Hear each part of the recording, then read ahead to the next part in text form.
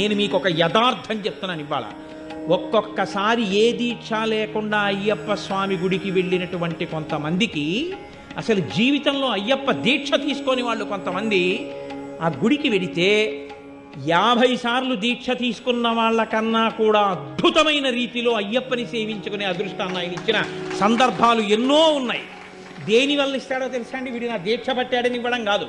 వీడికి ధర్మమునందు అనురక్తి ఉంది, వీడికి వేదమునందు అనురక్తి ఉంది, వీడికి నా రూపమునందు అనురక్తి ఉంది, ఈశ్వరుడి యందు అనురక్తి ఉంది. అది ఆయనకి చాలు.